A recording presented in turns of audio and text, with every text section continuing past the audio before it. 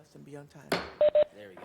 Good morning and welcome to the City Council briefing session this morning. And we would like to start off with our Smart Communities Award by Brian Walker.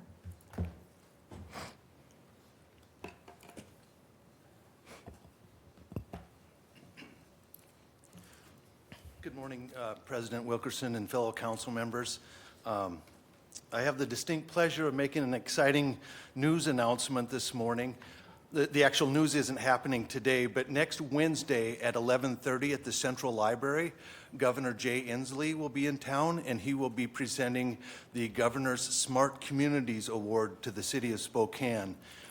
This is for our interim ordinance called BOCA, that's Building Opportunity and Choices for All. And the award is for BOCA accelerated construction type of all housing types in the community. And it was just it's a distinct honor to have the governor here next week presenting this award. The entire community is welcome to come out to the event. The council is welcome to come. And it was just it's a great time to celebrate housing types and creation of more housing types. Great. The BOCA Award received a lot of accolades over the past year and a half from media to other government agencies, and it was just a shining example. When Commerce gave us the award, first announced it in November, they said that it was a forward-thinking concept, so it's really a shining star for the city of Spokane to be proud of. Well, first of all, thanks to the planning department and everybody who did the work behind that. It was very forward-thinking and very exciting, and to be recognized and acknowledged.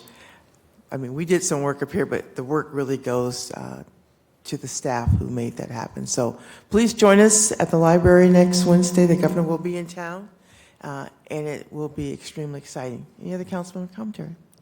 Yeah, just want to say thank you. You know, again,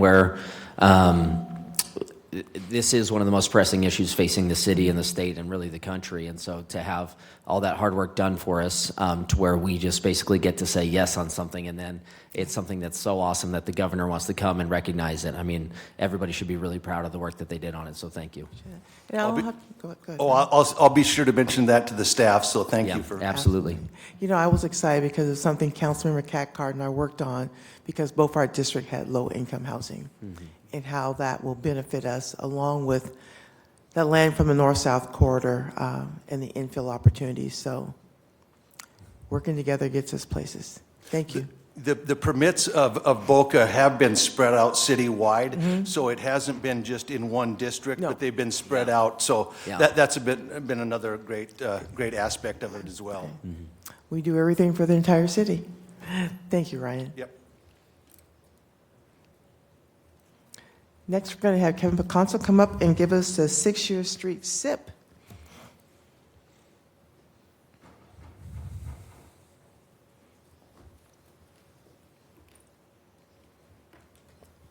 Good afternoon, Council. Okay. Not yet, Kevin, it's still morning. Good, you're right. Thank you. I'm Don't- ahead of schedule. Don't rush today, Ahead of sorry. schedule. It's much better than being behind schedule. That's right. Dealing with some new technology here, so we'll get used to it. Jacoby, you handle the sharing as needed? Yep, that's all Okay, good. great. So, again, good morning. I'm Kevin Piconso from Integrated Capital Management within our Public Works Department. Here kicking off and presenting today on our 6-year street program update for the 2025 through 2030 period. Yes, it's early, feels early. Here we are, January of 24, and we're already talking about 25 through 30. And I'll elaborate a little bit more on that here in a second about why we have to do that.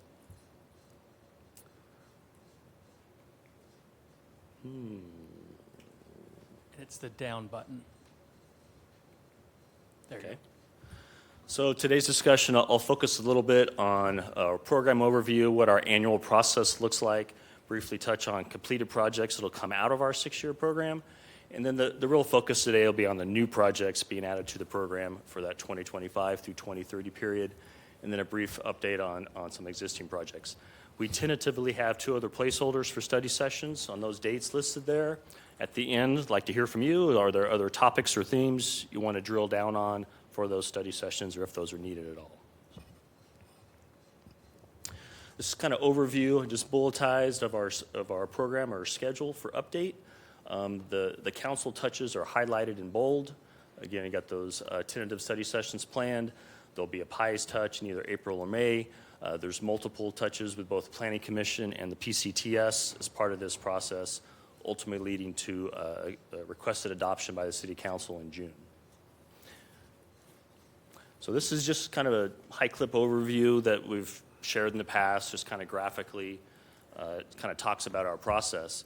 Really, our 6-year street program is our vehicle to implement the goals and objectives and the specific items included in Chapter 4 of the comprehensive plan focused on transportation.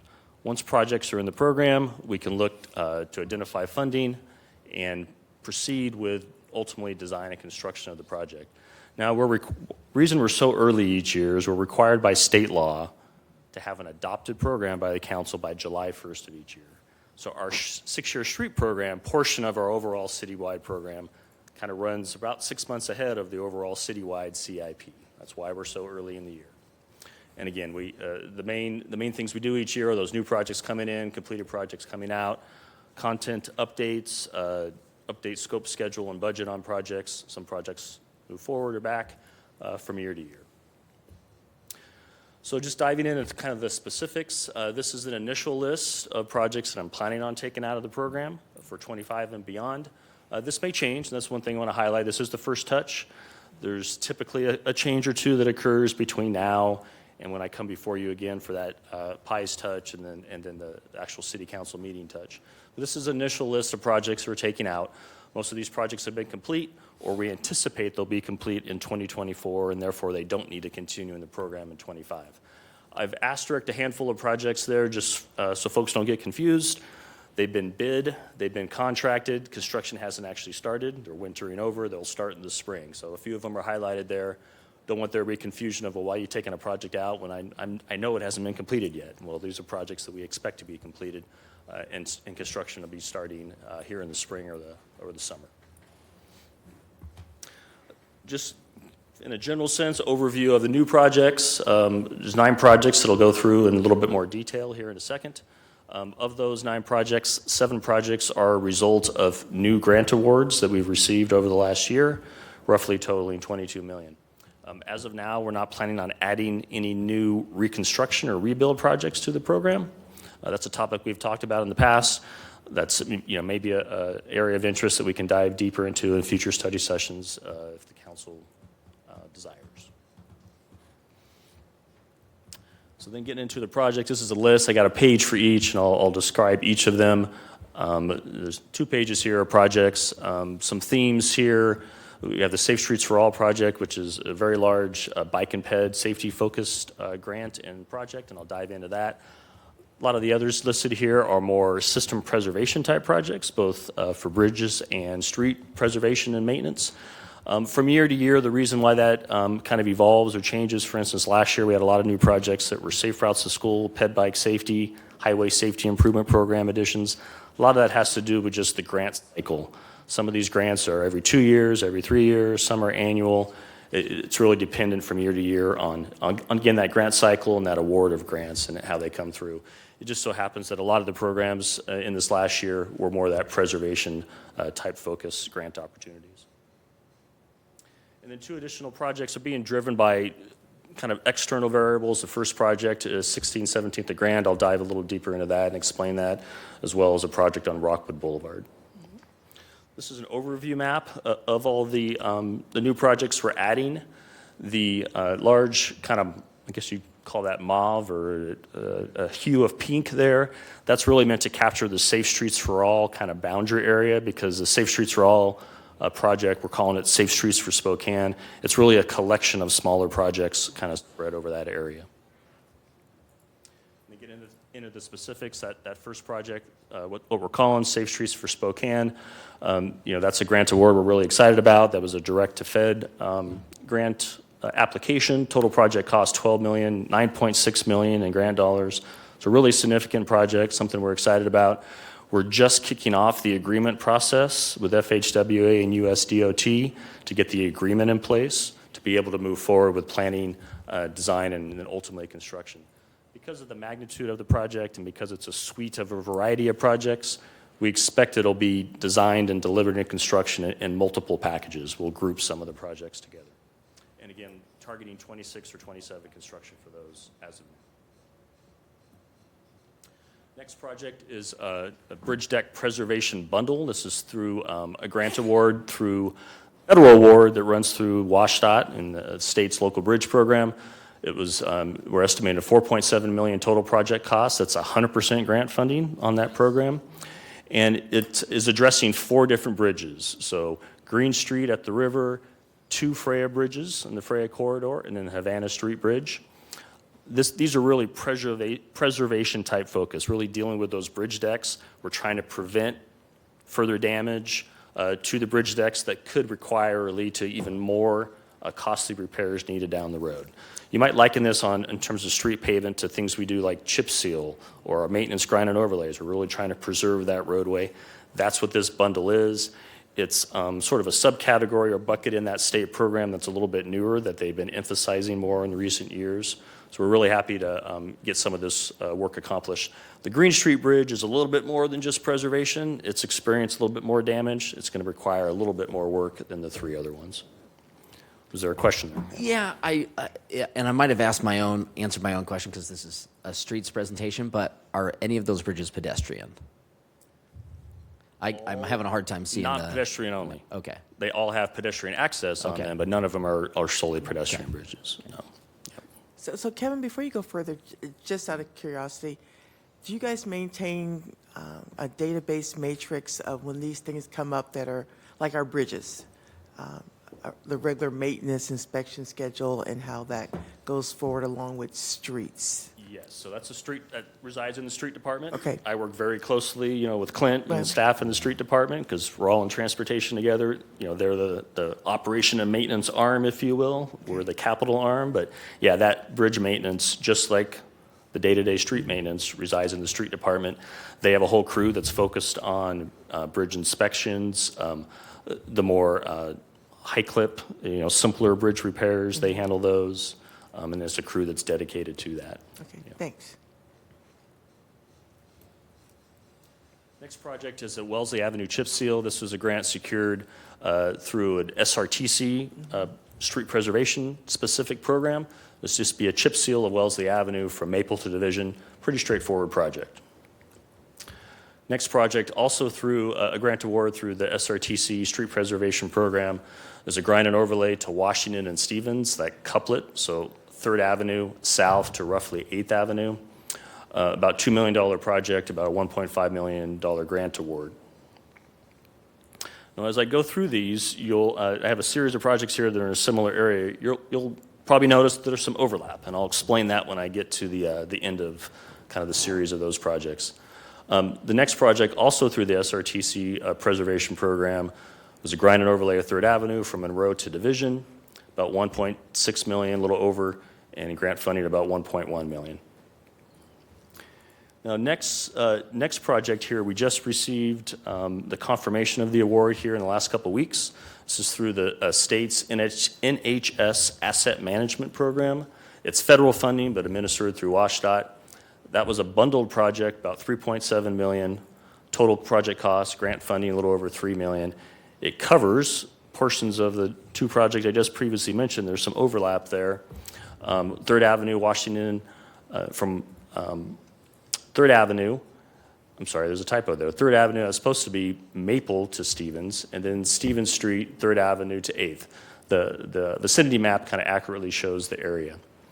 So what's going on with this overlap is intentional and strategic. We didn't know that necessarily whether we get awarded these funds. By having that overlap between the 2 projects, we'll be able to rescope the SRTC awards, return some of the money. Our projects are the next projects on the list as contingency projects. There's still steps that have to occur, but ideally or hopefully those return funds will flow back to us in the next project on our list for SRTC preservation. So it's good for the region. We're able to bring in this NHS money and turn some money back to SRTC, but we'll be in the running, for those return funds. Next project, also through that same state NHS asset management program, about a $3.8 million project, $3.2 million in grant funding. Again, this is also a bundle project, 2 different corridors, Sprague Avenue, Freya to Havana, and Alki, Freya to Havana. Again, grind and overlay work on each of these corridors. And I should mention, in all these grind and overlay projects, we're required by federal law to replace ADA ramps as part of these. That's part and parcel to the projects. If their existing ADA ramps are not up to current standards, that becomes a part of our scope, and we include that work in all these grind and overlay projects.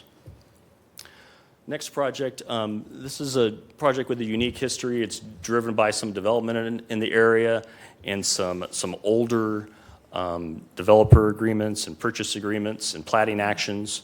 But essentially, there's a developer contribution that was required from some platting actions and some property transactions in the area going back, I think, 12 to 15 years, well before my time. So the contribution's been made recently. So we need to move forward with actually implementing the improvement. This is something that the neighborhood has really been asking for a while as well. It's an integrated project. The dollars there are shown are really more the street side.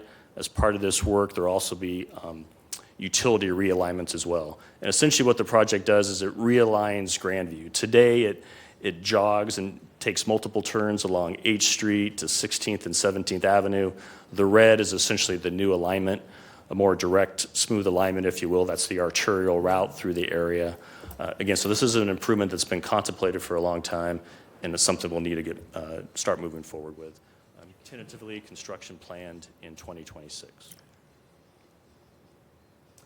Next project is a project along Rockwood Boulevard from Grand to Cali. This is a project that we had on our maintenance program and planned to do a grind and overlay project. Once we got into the details and initial design, there was concern about some of the older water lines in the project. So we sort of pivoted, pulled it back out, and now it's going to be a more comprehensive, integrated project. There's several utility elements that will get done as part of this project. And then outside of the utilities, outside of the utility trench areas, we'll do a complete grind and overlay. Roadway is in pretty poor condition today, so it'll be more of a comprehensive project, so it's no longer just a pure street maintenance project, which is why we're bringing it into the program here. Tentatively looking at 26 construction on that project as well.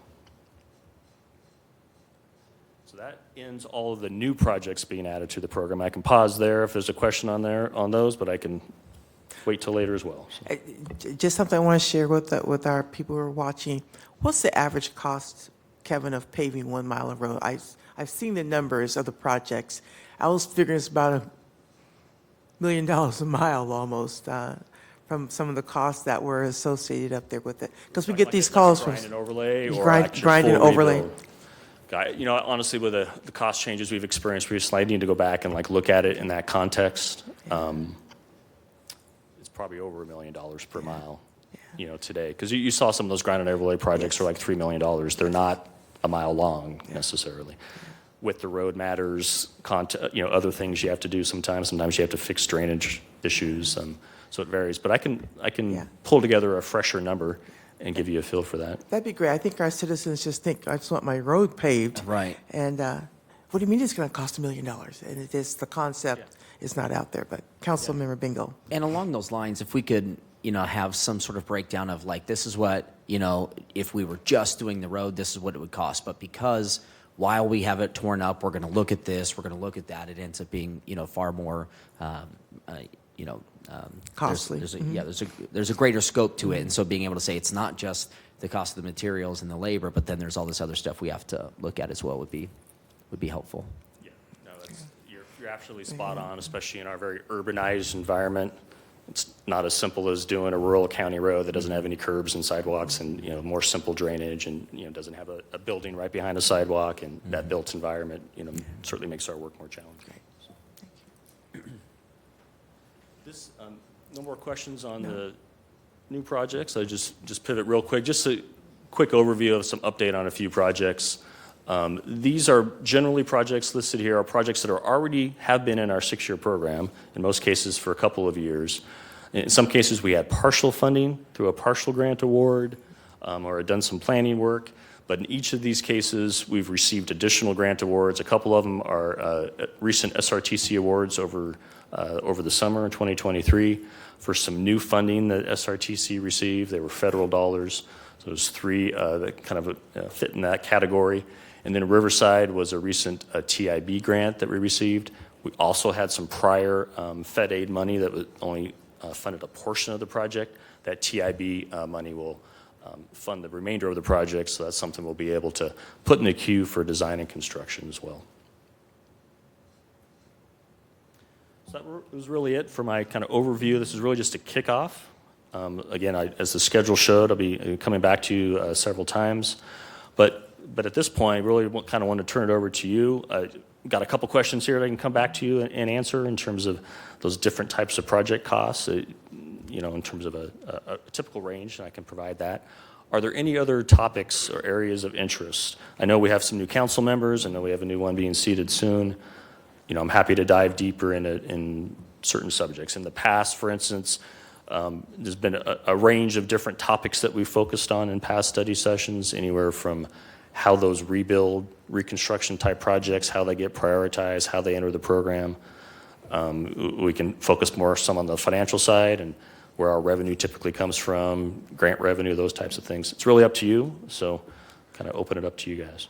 I would ask you, Kevin, to probably come back and give us a high level again of SRTC, because you mentioned that frequently in your presentations, how the money flows and how it's a regional approach and really how some of those projects are funded because they are kind of a big player in some of our bigger projects. So that'd be great. Councilmember Dillon.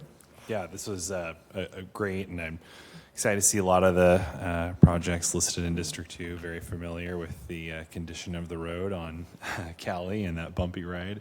But one question I did have was around the Grandview project, and just trying to understand. So if this was sort of slated and there was at least a commitment from the developer about 12 to 15 years ago, then why now? Why, I guess, what was sort of the gap in time for that to come to fruition? Yeah, I have to go back and dig up the history. Eldon's really the authority on it, given that history. I check with him, and I can kind of come back with you with some of those details.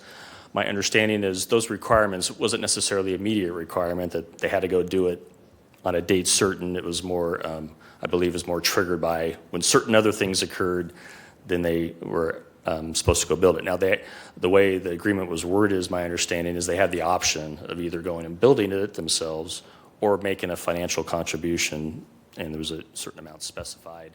It was adjusted, it had an inflation adjustment factor on it, and that's how we ended up with the number that I had shown there. There's a $250,000 roughly, the specific number is slightly different, but roughly that contribution made in lieu of going out and directly building it. But I can circle back with Eldon and get more of that history. It's a pretty convoluted history, is my understanding, and kind of get you those details. Thank you so much. Okay, thanks. Any other questions? Councilmember Yeah, Zapone. I think it might also be helpful just to go over the full list of projects again for the last 6 years, or the totality of the projects, not just what's new and added to it. Okay. Especially thinking that there's 3 new council members too that probably aren't familiar with the list, and the public. I think we just forget. Yeah, and that was on my mind. I thought that might be an area of interest. Have some ideas on how I want to tackle that, just because it's so large. I don't think we want to go page by page, through the program in the interest of time. I'm thinking maybe I can develop a matrix that kind of summarizes and lists them all with some years, maybe some check boxes of, is it bike ped, is it street focus, some of those real high clip things that give you a feel for sort of what it is. You think that would help? Yeah. Okay. Councilmember Klitzky. My feedback on that idea would be to categorize the projects more with the eye to public interest. So maybe focus on all the trails, focus on bridges, focus on pavement conditions, maybe all grind and overlays and things like that might be an easy way to chop it up. Group them. Yep. Sure. I can do that. It's a lot to digest. Well, we're full of those, Kevin. Thank you so much. Thank you. Thanks, Kevin. Appreciate it. We'll see ya soon. Next, we have Michelle Murray coming down with a ARPA update. And her right and left hand are accompanying her. Yep, and it's just a down arrow. The bottom arrow. Good morning, Council, President Wilkerson, and everybody. Thank you for having us today. My objective today is to just give you an update of what the ARPA team has done with the allocations that you guys have presented forward in SBOs over the last 2 years. And this is Vlad Lukin. He is one of our project employees, and this is Caleb Stanton. He's the other project employee that has helped get all this funding out the door. So the agenda for today is the introduction, completed projects, active and open projects, and then pending projects for discussion. The city of Spokane received $80,991,000 over years 2021 and 2022 directly from the Department of Treasury to help the community recover from the COVID-19 pandemic. The following slides will demonstrate how the city allocated these funds and report the status of each allocation. So this is your rear view mirror picture of what we have done over the last 3 years with your allocations. So completed projects, you can see here we have complete, I have to apologize because this table does not tie, it's missing that very last row. So it's actually $30,615,161 has been allocated for these projects. Fire overtime in 21, $220,000 to the swim program in 21, and then vaccination clinics was $29,000.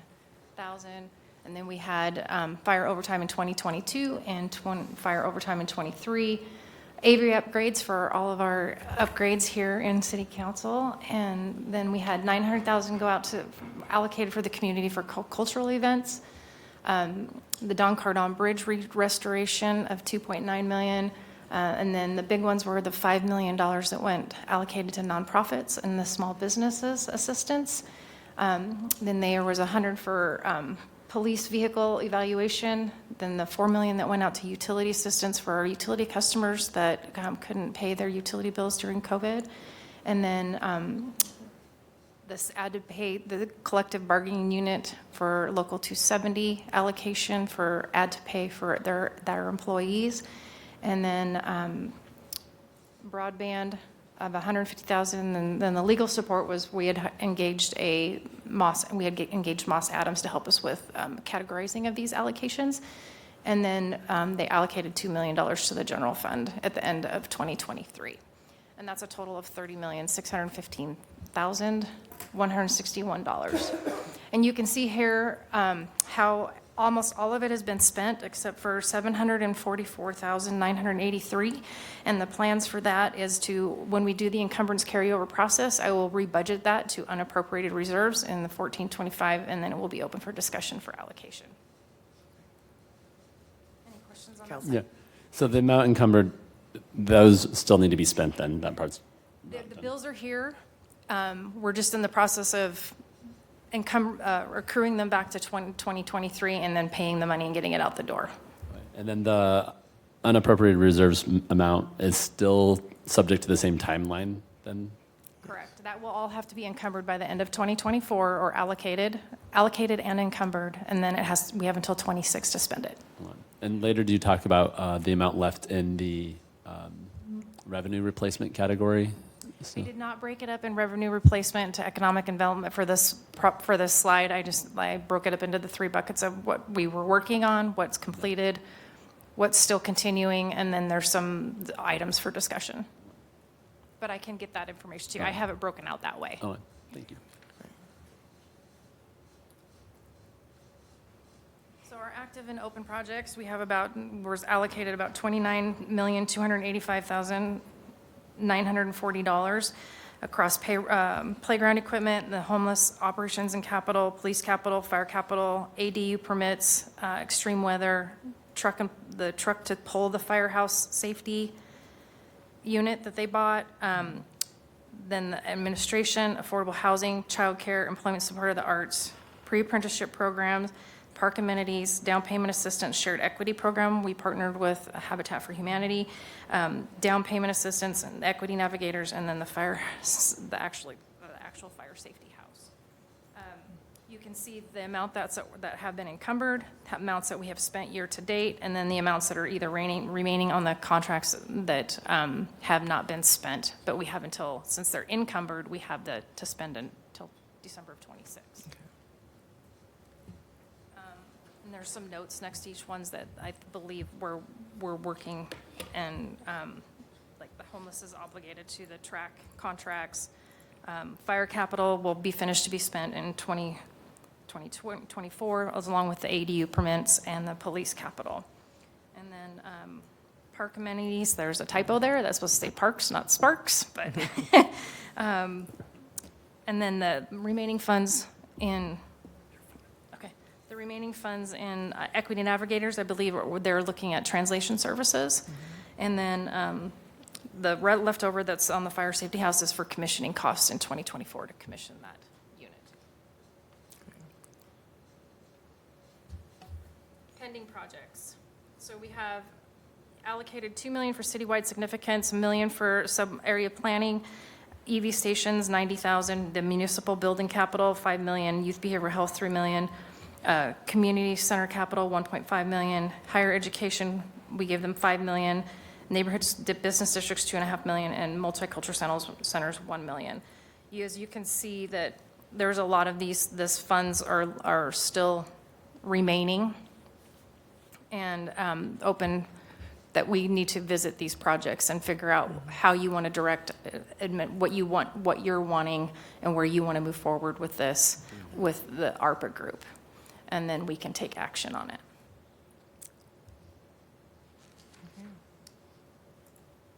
And thank you. Any questions? Yeah, more questions. Councilmember Zepone? Thank you for all this information. Still trying to completely understand the second active and open projects page. The remaining amount to contract means that, what does that mean, I guess? It means that we do not have contracts written, or that money has not been actually obligated.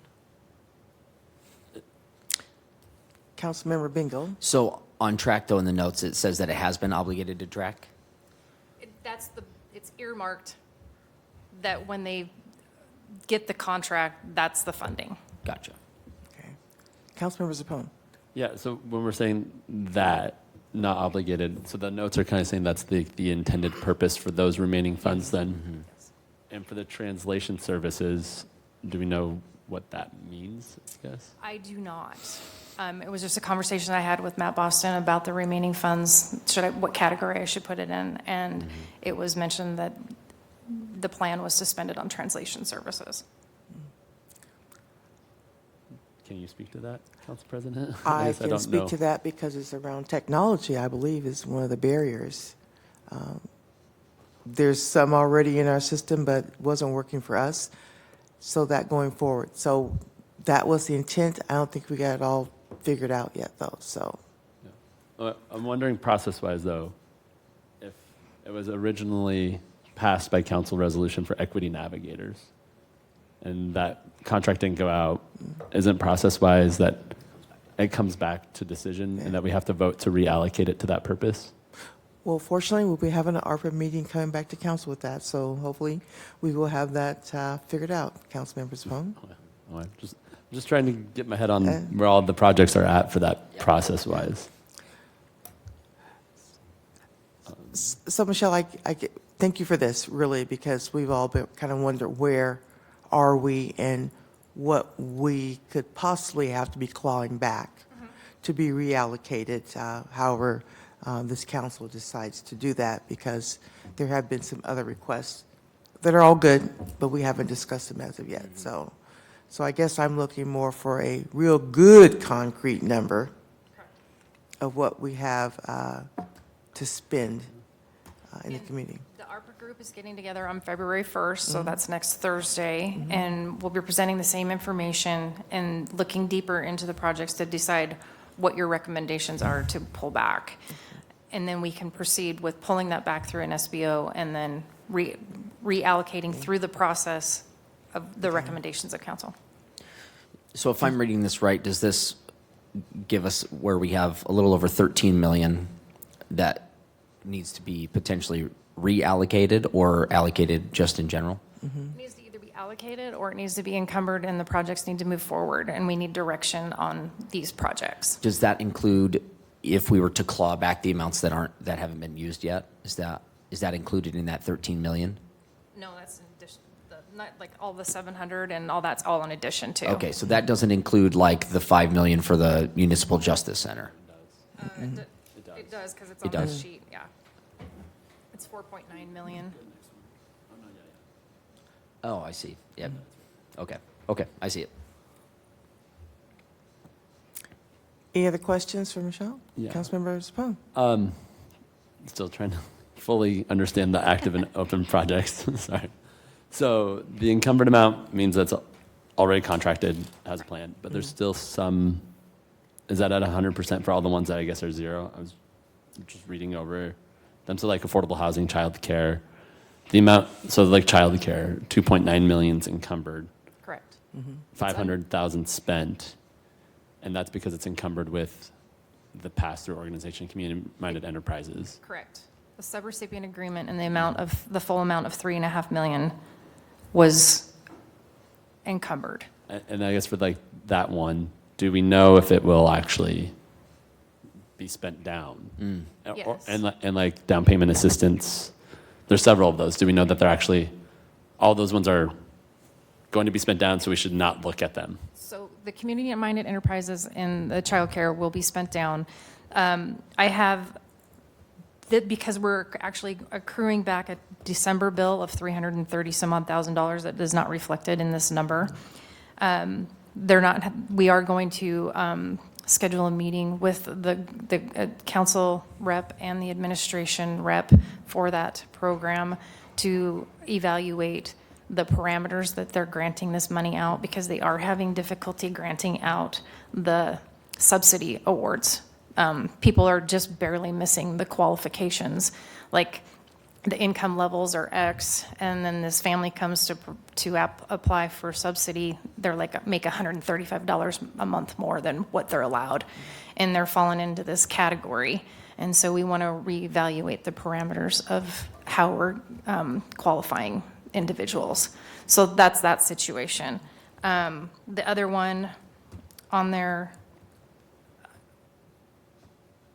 like I said, the homeless operations and capital, that's because they haven't applied that funding either to the extensions of the agreements, or they're going to go out for RFP for the future agreements, and then that money will be encumbered under those contracts. The fire capital, that'll get spent. Yeah. And along with the police capital, and as well as the ADU permits. Administration, we don't have that category. We don't have to have it encumbered by the end of the year because of how we pay our employees. We pay our employees as they work on the projects, and so that's one category that has been isolated, that it doesn't have to be encumbered. The parks, they did a bang-up job spending that 1.1 million last year, and so they just got a little bit left over that they'll take care of in '24. And then obviously the translation and the navigators will probably come back for discussion. And then the amount that's on the firehouse safety, that is set there for commissioning costs. And then what about down payment assistance? The shared equity one? Both of them, I think. We just went into contract with Habitat for Humanity. It expires on June 30th, so that check will go out the door somewhere between now and June. And then the other one is with Numerica, and they're doing good. How much is each organization getting on that? How much is Habitat getting, and how much is Numerica getting? Numerica got 1.5 million, and Habitat got 2. And Habitat got 2 million to Oh, I see add it. to I their see it. shared equity program just for purchase and acquisition. So Michelle, thank you and your team, because a lot of this is just the monitoring. This went out the door so fast. Now we have the ability to go back and see how they are progressing and what the challenges are. We'd heard about the child care issue last fall, actually, that had started to bubble up and just having to work through it. So thank you and your team for doing that work. Councilmember Zepone. Yeah, I think it's just helpful for context too. If you go to the next slide too, is just kind of the updates of where the next projects are at, because there's still question Yeah. marks on a lot of these, but I know a lot of us have been working on it and we've been working with your team on it. So I think this is kind of time Right. to talk about that. It is. Yeah. Councilmember Bingle. The higher education one, is that our Innovia partnership? Okay. Launch Northwest. Launch Northwest, excuse me. Yes, Launch Northwest. So I know that we were having some trouble getting that money out the door. So I see that, all of that has been encumbered, but I know that we might be running up against some things there. Is that what this discussion is? Yes. So I have highlighted these ones. Number one, the project of significance and the sub-area planning are highlighted in here because there's no way to actually encumber those funds. It's just paid as permits are applied for and awarded, and it's all timely. So that 1.3 million and that 689,000, we need to figure out what we're going to do with that money before the end of this year if those projects and those permits can't get paid. The EV stations, he's here to talk to that if you have any questions. They're trying to partner with Avista to get some EV stations, but they're having some trouble with some power issues and locations. The municipal building capital, that's 4.9 million. I do not have any status update on that at all. I don't either at this point in time. We don't either, so. Okay. Just a question on that one. The 78,000 was for the study, right? Yes. Did we get the results from that study? Municipal court? Oh, the municipal court. Yeah. I think they did, but I'm not privy to that information. I would have to refer to Matt Boston to see if he's got that details.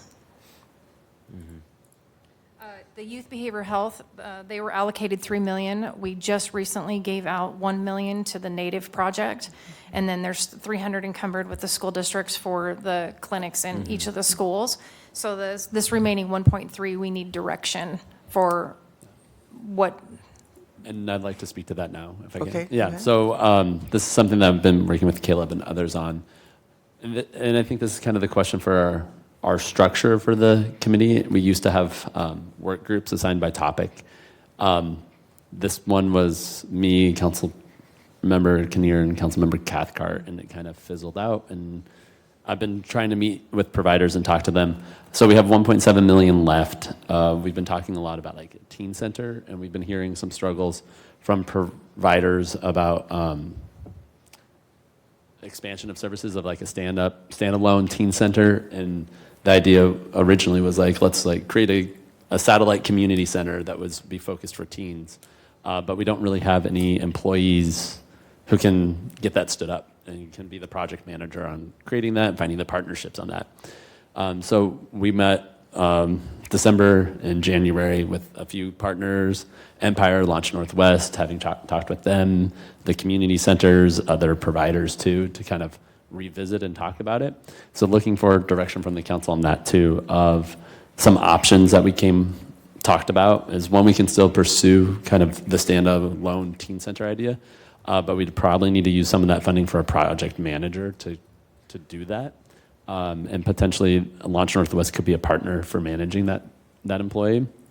Another option is just capital grants for expansion of services around youth activities and grants. So there's lots of organizations that could use some funding. Some of it would be vehicle related, so just purchasing vans so that they can transport kids around to their types of services, or just expansion of their current existing facilities. And then the third one is services around grant. So using that funding to do an expansion of services and looking to partner with the school district as the school district. There have not been conversations with the school district yet, just so you know. But that's kind of the direction we're trying to figure out, is if we should pursue it. But the school district having a lot of the facilities, teens are already in that existing location, but trying to bring in providers who can use those facilities for after-school programming. Maybe they need little additions to their schools or something for a space, or if it's just grants to kind of get those programs started. The idea there being uses funding over the next 2026, spend down, right? So We would have to run an RFP for it and Yeah. get it under contract by the end of this year. but the idea being these providers could then do it. The intent of the original dollars is culturally relevant activities and youth behavioral health. So trying to partner with those types of organizations that provide those services into the schools, get them kind of piloted and stood up over the next couple of years, and then they could apply for continued funding through Launch Northwest, through the state and other grants. So it'd be kind of like pilot programs to get them going, and then they find that sustained funding down the road. The original idea with the building was we would build the building, and that would be the sustainable part. So it's kind of complicated, and Very. that's kind of my update to the council, and we're looking for kind of direction on what people think on that one. Well, I'll just share, a lot of that is all exciting, but it's all about the sustainability, because ARPA was one-time investment funds. There's nothing in there for ongoing, so what could we do? Go in, help them now. That's why a lot of it was into brick and mortar or vehicles or whatever, over time.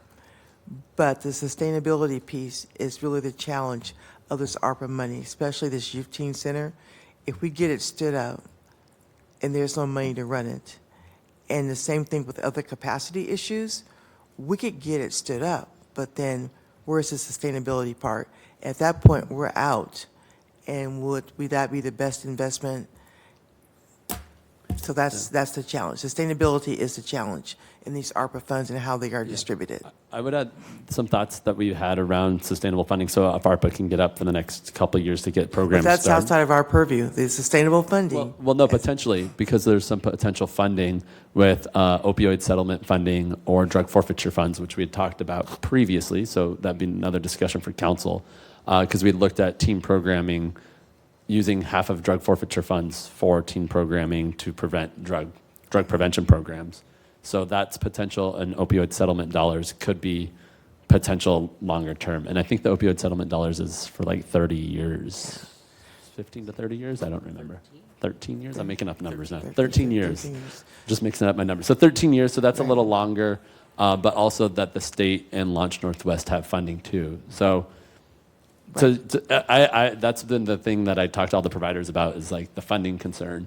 And they feel strongly that if they can get stood up, that they'll be able to be demonstration projects and apply for that funding. Okay. Councilmember Bingham. Yeah, I'm certainly open to the conversation. I would just say I've heard a couple times on opioid dollars being used for things other than what we have been arguing for in the past, which was youth drug prevention education. And so I want us to keep that in mind, that was the purpose of us protecting those dollars, was to help stand up and fund youth drug prevention programs. And I will say these are all just been speculative conversations right now. They're just ideas. There's nothing concrete. Nobody runs out there and says council's going to give away money, opioid money. So I think more discussion is needed to kind of tease these out. And really, where can they be spent within the parameters? Councilmember Klitsky. I do think it's somewhat worthwhile to at least consider some of these programs, getting them stood up, because one thing that new nonprofits or even existing nonprofits trying to expand their programming runs into is there is a lot of grant dollars out there if you have a track record, but if you don't, it's really hard to establish that. So I'm not saying that we should definitely do this, but there are some advantages. There are advantages, again, within the constraints of the ARPA funding. I have to remind people, within the constraints of the funding that was allocated to us. Councilmember Zabon? Yeah, well, No. we are on a Councilmember Zabon. timeline here, Yes. because this We has are. to be RFP'd out by the end of the year. So we need to kind of establish a youth The working behavioral working group again, and need that direction, because we need to know which direction to pursue, as services or Right. capital, and we need to know that, like, as Caleb would say last month, like he's like, we need, so we're really looking to kind Totally. of, Right. instead of just like hypotheticals, we need to know which way to start pursuing this. So, Councilmember Klitsky, are you willing to I was sort just, of yes. volunteering yourself for that? A couple other things that we could look into for this. We haven't talked about it yet, but the $250,000 for Expo is not on this list. Absolutely. And so getting some money to help Expo, which is, we do need to get that money out the door. That starts May 4th, right? Like, that's coming. So that's something that I think the ARPA group Absolutely. is in agreement on. In agreement on. Yep. And so we'll bring that to council. I think we're going to have that on Urban Experience February 12th. So I was gonna, 19th. yeah, I would actually request that we do it sooner than that if possible, because my understanding is they need that money also last Right. month. So I don't know, if we do it Urban Experience, it's not going to be voted on until the end of February. Right. If it is submitted by next week with council president's permission, it can be on an advanced agenda on February 5th and be considered on the 12th, the same night it's on committee. Is it possible to also put on, well, but we can also, if we talk about it now, we could put it on consent agenda item for any committee. What I was concerned about was that we don't have the actual SBO in front of you all, and I don't like the precedent that it sets to have a placeholder submitted or talking about it being enough, so that was my concern. Yeah, no, but I'm saying, And If so we talk about- SBO is being working on. well, We could but do if the it's 5th. ready, could it also go on, there's 2 more committees before Urban Experience. So whenever it's ready, could it just go on any agenda that it's ready for? And then So speed up the we're timeline? Working with Mr. Boston on that, as you guys got my email. So we are fast tracking. I think if they know that there is a commitment from this council that the money is coming, there's been so much uncertainty. So that would be my thing. Councilmember Well, Bingham. and we just worked so hard to make sure that things were going to their proper committees. I would Right. hate for us like immediately to just blow that out of the water. Right. And so I, like Council President just said, if they know that money's coming, like it would be better if it was there tomorrow. But for us to honor the new processes that we're establishing, I think it would make sense for us to wait in that time. So the 5th. I'll just, the process was not intended to be, like, we had created timelines for this, situations like this. So there is part of the process, is like, when there's an issue that's urgent, how do you get it on the agenda quickly? So that is part of the process. So I don't, because Urban Experience or PIES or Public Safety, they're all equivalent in that case. Councilmember Bingo? We can talk about that more, I guess, outside of here. But the other thing that I wanted to remind us is that we do have, and I don't know how much of this money can be used for this specific purpose, but, a fire station in Latah that really needs to be built. I think, depending on capital needs for some other things, big ticket items that we don't have money for, there's some money here that could help us get infrastructure established there too. I don't know where we're at on all the different categories and how we can use that money, but I think that's a good discussion for us to have too. Great. That's music to my ears, Councilmember Bingham. They also need one in 5 Mile. That's right. Councilmember We Zone. need one in the Northeast too, yeah. So big picture again on these pending projects. Multicultural Centers is also on there as $1 million that has no update, or neighborhood business districts, but there are updates on those. Multicultural Centers, the groups have been meeting, lots of outreach. The intent, so wanting to know that this is the right intent also, is to create like 10 grants of up to $100,000 to $150,000 to build capacity building for multicultural groups to get their own capital campaigns, or if they need dollars for construction, give them those options. So that's the idea with that one. Neighborhood business districts, there's a small contract that just was signed for up to $10,000 to do some community engagement around the neighborhoods to come up with a plan on how to spend that other $2.5 million. And that is going to be by the end of March. They're going to have a proposal to us. So that's contracted. End of March, we'll have a proposal. So that should be able to go out to RFP soon.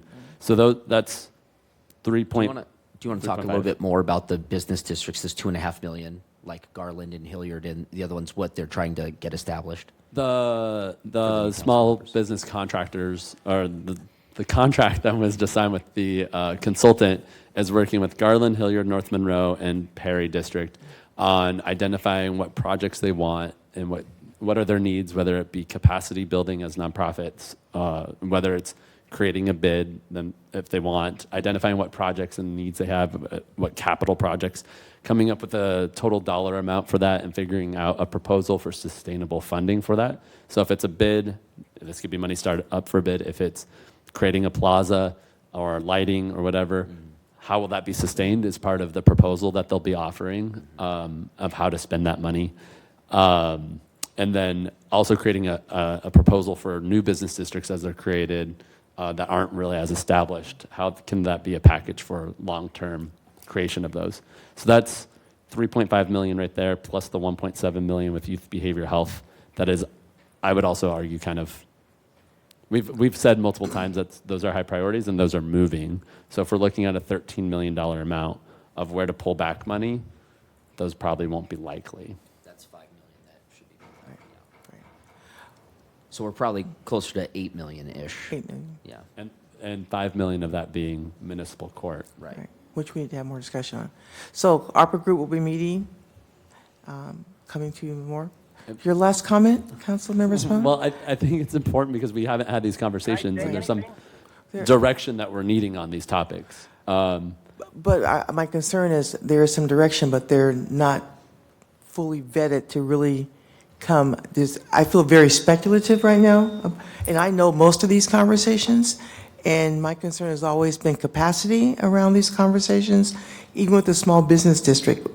A lot of this came from our ideas that we took out to the community, which were great, but they have to have capacity to execute, which has been part of the problem with these projects going forward. As great as they are, the community was not ready to build and do that work, even with the money and for sustainability. So I think we just need to go into our back room and just kind of hash it out a little bit. Councilmember Cathcart, welcome. Yeah, thank you. I appreciate it. So rolling back about 10 minutes. So trying to just ask a few questions. I missed a little bit of this, so I will rewatch the study session when I get a chance. But I just want to make sure that we are thinking about all the various things that we've discussed, and that would include broadband, that would include language access, in addition to some of these other items that have been brought up. But I also want to make sure that we are following our rules and that we are not cutting corners. And so I would object to this going to any committee other than finance once it gets through ARPA, because I believe that there are some things where we could be supplanting, we could be doing some things that might have otherwise come out of the general fund or some other areas. Language access is a good example. And that needs to be a discussion point through the finance committee. And so I would object to this going to any committee other than finance. And the last point I would make too is we have an SBO policy now that we take these up quarterly, and I also believe that we need to stick to that. And I think that even though it is ARPA related, we need to stick to the policy of discussing these things at a quarterly point so that we can be more holistic in our decision making and not making these decisions, continuing to make these decisions in a silo. Well, all right. Do you have one last comment, Councilmember Spahn? Since the Expo one's probably going to come up faster, do you remember, I was trying to find the email of what Matt Boston suggested those funds come from for the rollback? He was researching that for me. Part of it was, I know part was from cultural grants. We were waiting for all the expenditures to come back in from that one. And then there was something as small business. Small business and nonprofit. So that's the And very nonprofit. first slide, that there's 790, there's 779 or 790 Right. available. Okay.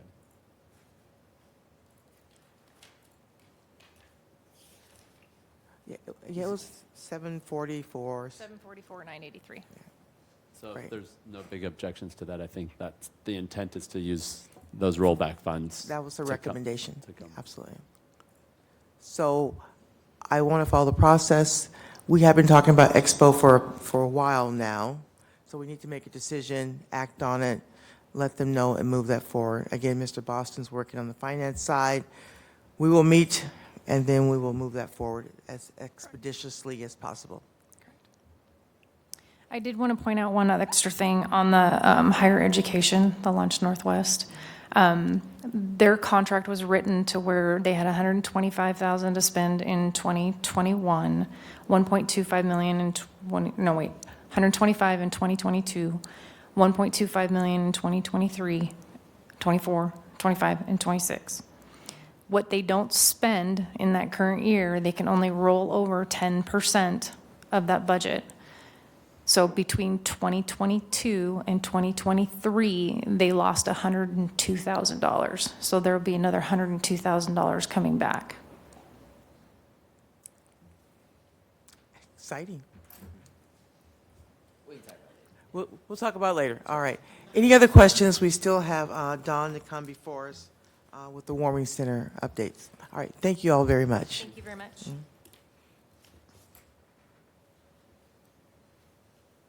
All right, Dawn, please come down and join us for the warming center contract updates.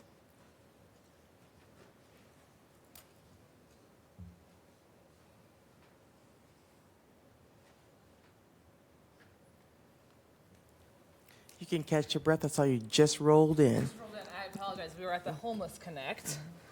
Is there power down here anymore? No, not Okay. immediately. Well, I will answer questions until my laptop dies. And then I'm happy to send out via email too.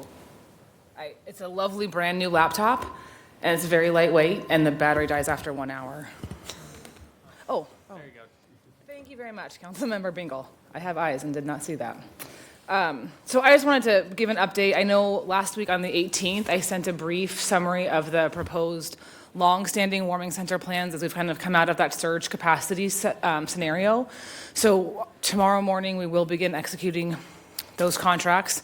There's a few changes from what I had shared on the 18th that I just want to make council aware of. And again, I'm happy to send these out via email so you have that in documented form as well. We are going to move forward with the contract at the Cannon Warming Center that will be operated by Compassionate Addiction Treatment. They have been running at their 7 p.m. to 7 a.m. hours for this week. As that previous email had indicated, the capacity so far, we've been holding at 80 beds.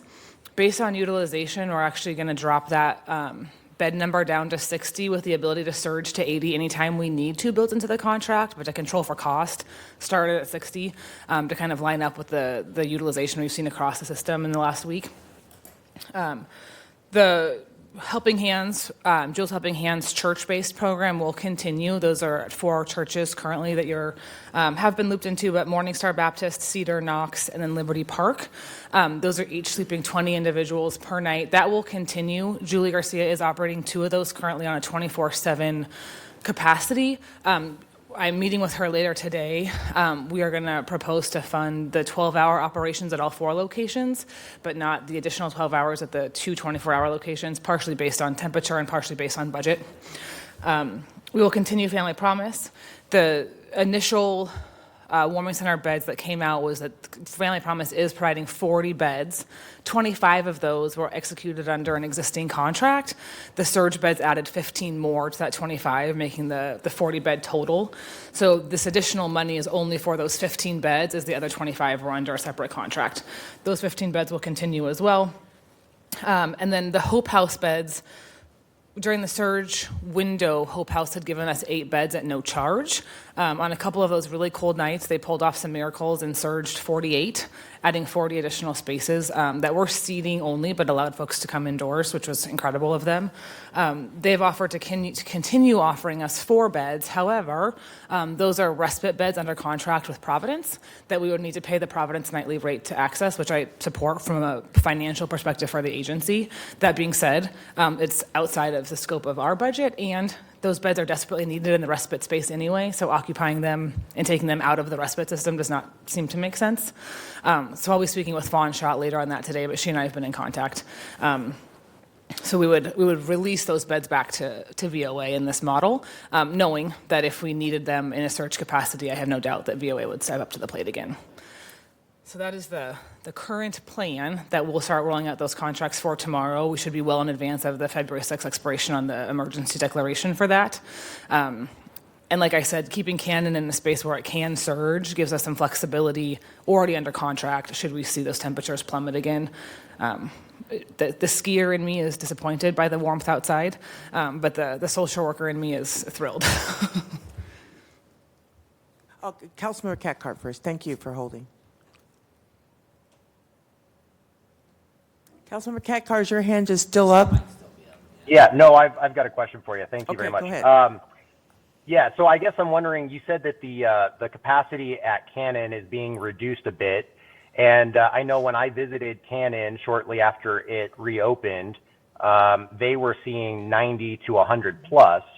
And I also know that they were tracking every individual that came through. And so I'm hoping that we know exactly who the individuals are who are no longer at Cannon, that we know where they have gone, and if it's not to another shelter, which I'm assuming not, since we have an expanded capacity, that we are actively working to make sure that they are not camping and doing some things that are, you know, unhealthy for them, and that we are trying to get them indoors and into some sort of a safe space. Yeah, so we do, all of the warming center locations have been active in CMIS since shortly after they opened, so we certainly have data on who's there. If folks are not checking in, I don't know where they are. We would certainly know if they checked in at Cannon Tuesday and then HOC Wednesday, for example. We could determine that. We did require in this model that CAT continue the contract that the city initiated with Phoenix Security to resolve any camping or issues around the Cannon Street shelter. So that will continue to address that neighborhood for the duration of the warming centers, which currently will expire the morning of March 1st, allowing sleeping through the month of February. And the outreach teams will continue to reach out to folks on the street who are camping or otherwise, you know, living outdoors in places not meant for habitation. But if an individual is not checked into a shelter, I don't have any way of knowing where they are. But I guess what I'm trying to say is, shouldn't our if our goal is that we're mitigating, that we are helping people, that we are getting them off the street, then we should know exactly who those individuals are that are no longer showing up, and whether it's Revive or whomever we've contracted with for services, they should be proactively going out, trying to find those individuals and helping them to get assistance. And so I'm just trying to say holistically, you know, we need more than just warehousing people is the point I'm trying to make. Yeah, yes, and the administration completely agrees with you, and the outreach teams will continue to do their outreach work. Councilmember Bingle. Yeah, I actually want to get back to the churches thing because I read an article this week about how 200 churches were contacted and only 4 accepted. Do we have the list of 200 churches? I do not. I'm not sure if that number is factual. I am meeting with Julie Garcia later today, and it's one of the questions I have for her as well. Okay. If we could get a list, that'd be great because calling 200 people is a lot to do, and so I'm just curious the accuracy of that number. Yeah, I will find out today and follow up with you. Wonderful, thank you. Councilmember Dillon. Yeah, just one quick comment and then a question. And, you know, I live 1 block from Liberty Park Methodist and barely heard a peep. I mean, and the neighborhood has been really supportive. They did find out, and I think it really is, you know, a potential testament long-term to more of this scatter model that we've been thinking through. And I thought it's just been really, really amazing work to see. And then a question specific to Cannon and just you know, garbage pickup and kind of solid waste. I chatted with code enforcement briefly, but you know, initially, as Councilmember Cathcart did point out, with some of those, you know, surge numbers, it seemed like there were a lot of challenges with the trash bin filling up. And so I guess moving forward, any ideas that we can plan to better mitigate that, strategize, and how that kind of works communicating with the provider when there needs to be a timely pickup. Absolutely, yeah. And Hallie and she has reached out when that's occurred. Marlene and I spoke earlier this week. Part of the hurdle was that we missed the pickup on President's Day, which allowed that dumpster to become very overflowing. And so we did send Waste Management out to deliver a new dumpster and take away the existing one. Depending on utilization this week, since the numbers are down, Marlene and I are prepared to deploy a larger unit next week should the current size not make sense. Marlene felt that given the decline in utilization and not missing a pickup this week should control for it, but they are aware that they may need to deliver a larger unit if this one does not work for this current week's operations. Yeah. Thank you. Yeah. So thank you, because I was at Cannon myself. When it comes to, first of all, with the bed surge, is that just an additional contract for 20 people, or are we paying per person for the surge when you get past 60? So do you follow my thinking on that? And then with the garbage, if there's additional garbage that needs to be picked up, is that in their contract, or is that something the city is stepping up to provide? Because that is pretty spendy over a period of time. If you're getting 2 dump runs in a week for garbage, where does that cost land? That cost is in the CAT contract with the city, so we would be reimbursing them for those trash pickup costs.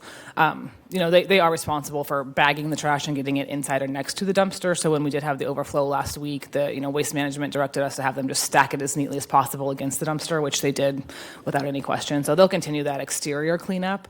but we will be reimbursing them for those fees.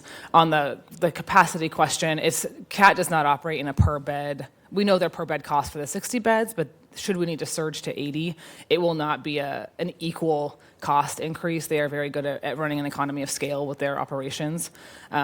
And they have already notified me that the budget they requested for, they are already planning to be under it based on some things they've learned. So they're working very hard to mitigate cost. Any other questions? Councilmember Klitzky. There were rumors, and I don't know if it was around Cannon Street or all of the shelters, but some of the trash problem was caused by inappropriate donations. What are we doing to educate the public that this really adds burden when you bring something that can't be used? That is a great question. My entire career has been spent trying to figure that out. I think we do see a lot of donation waste. I think we used to see that a lot. Part of the reason that in the past there's been concerns with even feeding programs downtown is they can create a lot of waste. I have not heard that shared by providers at this point, but I'll look into it. And Aaron and I have spoken briefly on a couple of different public education campaigns we want to get out, and part of that is on donation and how and when those things are helpful and when it's not. Yeah. Questions?